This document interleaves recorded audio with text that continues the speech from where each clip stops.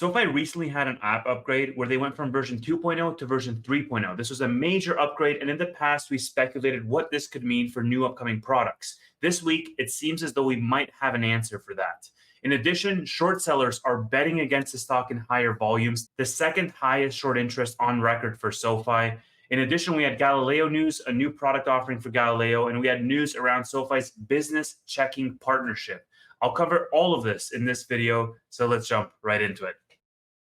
So as always, this is a weekly recap of SoFi news. And if you are new to this series, we cover all kinds of SoFi related news at the end of each week.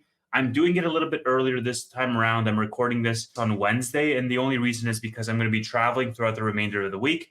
But if there's something significant, I'll make sure to hop on and share some thoughts. In terms of the stock price, the stock has been hovering around that $7.50 range. Last week, we closed above it, which is significant because 750 is sort of a battleground for options, whether it closes above or below 750. So we'll see where it closes out this week. I think as of today, it closed at like 748 or so. It almost touched the $8 range and then came back down. Now, moving into the news for the week, on Monday, we got news that SoFi was lowering their APY on checking and savings from 4.6% to 4.5%. In a statement, they said this was due to market conditions, and I found that interesting. And I think there's really two main ways you can perceive this news. I made a post on X saying that the higher for longer APY narrative is part of the core competitive advantage for SoFi because the bank charter and the vertical integration provides them more flexibility to keep rates higher as competitors are forced essentially to lower their own rates. And ultimately, this serves as an attractive offer for new entrants into that SoFi ecosystem. So basically, keeping rates higher for longer contributes to SoFi having a higher member addition for people who are looking for the best rates out there. So to see this news, it was surprising to me because we haven't even had the first rate cut yet, and yet SoFi is already lowering their APY in anticipation. Now, of course, I got comments on my thread saying that this is only 0.1%, and other competitors have already started lowering rates as well, and they've even lowered rates by higher amounts than SoFi has, so it's not really a big deal. And yes, I understand all of that. I just think thematically, it doesn't make sense to me because it goes against that whole narrative or that competitive advantage that they had. And when you think of the APYs out there, SoFi is not at the top of the list. Lending Club, for example, has raised their APY to 5.3%. And so if you're looking at these offerings just ranked from the top to the bottom, SoFi would fall somewhere towards the middle of the pack in terms of APY. So it's really not a differentiator for them from that perspective, especially as they keep lowering. And so this is also why it took me by surprise, is because we want it to be a differentiator for them because they have the ability to do so. Now, of course, this is beneficial for the business because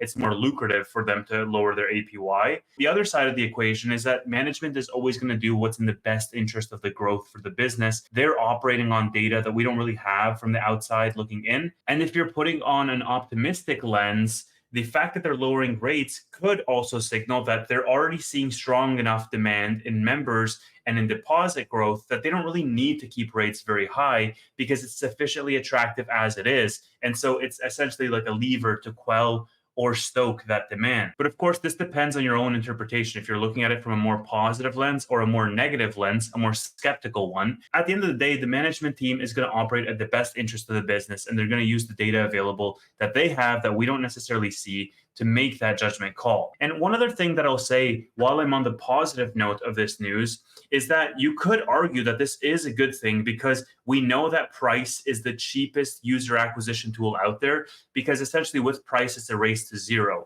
So if they're lowering that APY and they're still seeing sufficient demand out there, then that's good for the entire value proposition of the business. Because if price is the only lever that you can pull, the moment that a competitor comes in with a marginally lower price, all of your customers are going to flock to that competitor. And so this is why I say it's a race to the bottom. For the sustainable growth, a business needs a sticky value proposition that is not just the price that they charge, right? Consumers should be willing to pay a higher price or get fewer benefits to be a part of that overall ecosystem. And so I think that the more SoFi moves in that direction, the better that ultimately it's going to be for the longevity of their user base. Moving on, later on Monday, we saw that short interest continues to rise. Shorts are continuing to add to their positions, doubling down. This is as of August 15th. Short interest came in at 192 million shares sold short, representing an increase of 11.3 million. And keep in mind here that the short interest data is 2 weeks delayed. So right now we're at the end of August and we just got the numbers for mid-August, right? So it's not to the minute accurate. And this 192 million shares sold short marks the second highest ever short interest for SoFi, behind the March 15th numbers, which came in at 209 million shares sold short.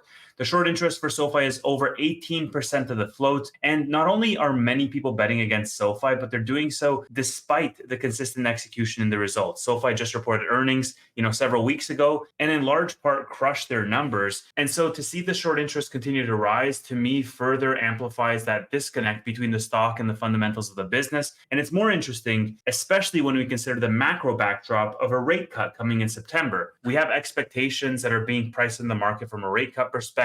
Last week on the Bootleg Weekly and SoFi Weekly, we talked about the Jackson Hole remarks around the market flip-flopping between a 50 and a 25 basis point cut.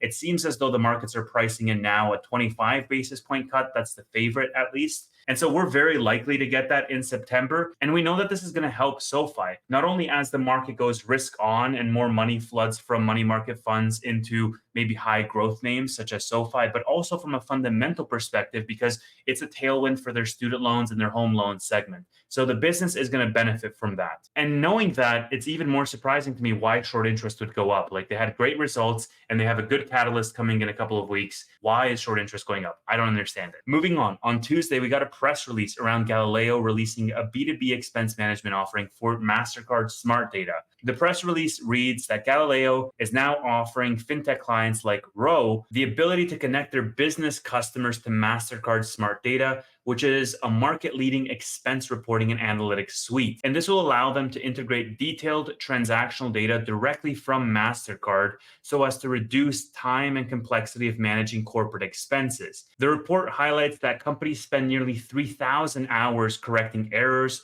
across roughly 51,000 expense reports annually. And so through that direct integration, this is obviously going to be a time consumption benefit for a very manual process. The fintech company Row is one of the first companies to integrate MasterCard's smart data through Galileo onto their platform, and overall to allow their business customers to automatically ingest detailed purchase information into their existing enterprise resource planning software or expense management systems. So it goes without saying that for Row specifically, as well as other fintechs that have a manual process that is very time consuming, this offering is going to be very beneficial. I mean, the press release continues to list some benefits, and I won't spend too much extra time on this, as Galileo rolls out a new service every couple of weeks, essentially, on a very consistent basis. And the more that they roll out, the more it builds this moat even further, making the Galileo product so much stickier across these cohorts. And I think these case studies in general are going to help Galileo to further translate that value into dollars and cents for these businesses. And while we're on the topic of Galileo, Tanner covered this on his FinTech Frenzy a couple days ago. Looking at the open engineering positions on Galileo's website, of the 16 open engineering positions, 9 of them are for SoFi Money Cyberbank readiness.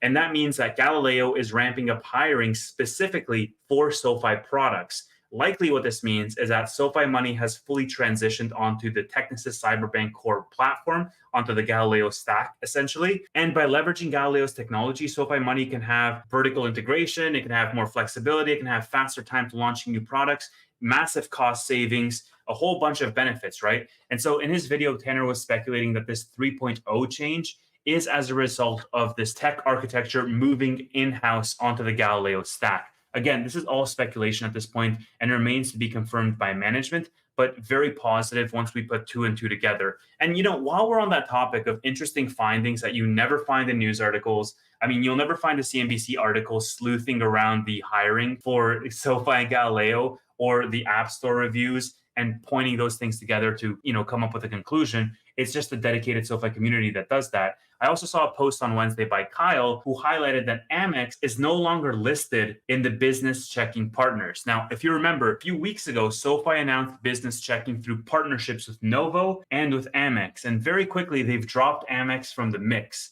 Now, of course, we can all speculate as to why that is, whether it's a negotiation or some type of referral falling through. We're not sure right now. We're only speculating. But the only partner that currently shows up there is Novo. On the SoFi Weekly podcast a couple weeks ago, we had Tim Sweeney as a special guest to help us make sense of the business checking offering strategy through partnerships as opposed to doing it in-house. And the conclusion of that conversation was that by doing it through a partnership, it didn't really allow for the flexibility to easily transition and take those customers back into the ecosystem once they've already referred those customers out of the ecosystem after SoFi released their own in-house business checking alternative. But what we don't know is we don't know the intimate details of what the referral structure looks like, what SoFi's rewards are going to be as a result of this deal. So we're left in the dark as to what this partnership looks like and what it can feasibly result in terms of revenue for the business. But what we do know right now is that Amex was there a couple weeks ago and Amex is not here now. Finally, earlier today on Wednesday, we got news that the Supreme Court is pushing back on Biden's plea to restore the student debt plan. And this is something that we've covered repeatedly, so I won't make a big deal about it.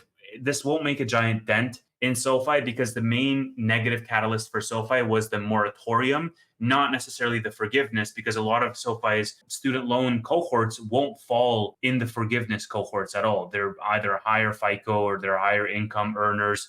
They just don't fall into that bucket, right? And so there's no overlap. The moratorium, however, did hurt SoFi quite a bit. And I think one other thing that does hurt SoFi is this forgiveness period around the interest being paid and the accrual. There's also forgiveness overall on the principal from the administration. And all of this is being pushed back by the Supreme Court. This should be seen as a tailwind because student loans are ramping up. As rates will fall, student loans are going to ramp back up. And if I was a betting man, which I totally am, the administration is going to push back on this, especially as the elections are around the corner. And this is essentially an election promise that was made. And it applies to a very large portion of the US voting demographic. So we'll see where that ends up. But again, it's pretty much a nothing burger at this point, as SoFi student loans are back up and running after that moratorium. And really, this won't really affect SoFi at all. So these are the news pieces that I saw over the past 3 days. And of course, we're going to see where the stock ends up closing this week. If there's something major, I'll make sure to hop on and share my thoughts. Otherwise, we're just waiting right now for rate cuts to actually happen and for that to potentially lead to a re-rating of the stock or a repricing of the opportunity that stands before this business. Thank you so much for watching, and I will see you in the next video.